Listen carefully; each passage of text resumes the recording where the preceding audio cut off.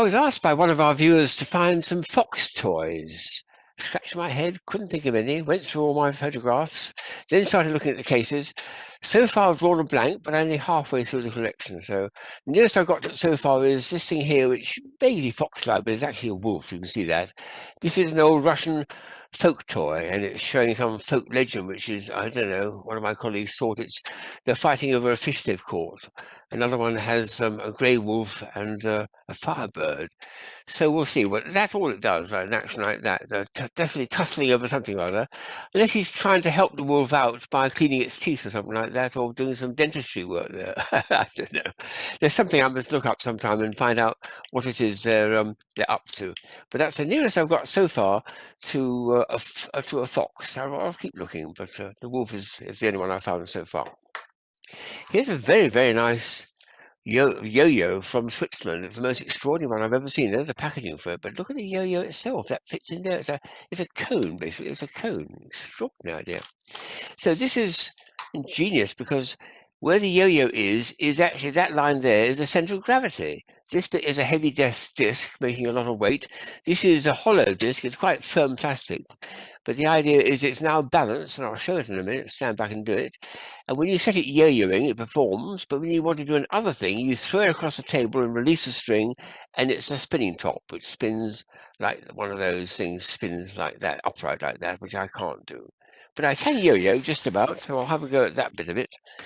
It's called Yo-2 because well, it's got two uses. It's yo-yoing and it's being a throw top, they call it, isn't it? Just about. Ooh, just a few more turns. I haven't got it to sleep yet. I think it's a matter of doing it very, very fast to make it sleep because it's got the right type of string mechanism inside to make it sleep. There we are. That's going quite nicely now. But if I could do it as a throw thing, I'd have to do an action like that and then release it, and I think that's beyond my ability. That's something to have a go.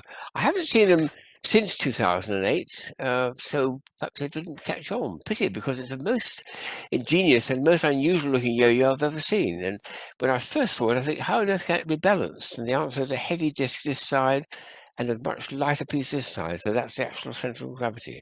Very nice indeed. The last item is just a couple of these nice floppy things which are spongy and you can pull them like that. I'll show them up to camera actually because they're quite sweet. It's a duck, and inside it is a little thing which when you hit it like that, a bit harder, there we are, you start flashing. Oh, look at that. A flasher, a flasher. And I had to take it off pretty easy because, of course, when I took them out of the case 13 years after, they'd run out of batteries. So I had to take out this little piece here. There we are. That's the actual flashing unit, which goes inside this. Put it back in again, so we get to flash. He's quite a dark one, this one. He's not so easy to see. I think the yellow one is a lighter one, is the easier one to see. Oh, I can't get it back again anyway. But I think this one here actually works very nicely because it's got a fairly light coloured skin. No, he doesn't want to. Oh, yes, he does. No. They're very iffy, these, aren't they? Here we are. He's having a good flash now with all the different colours.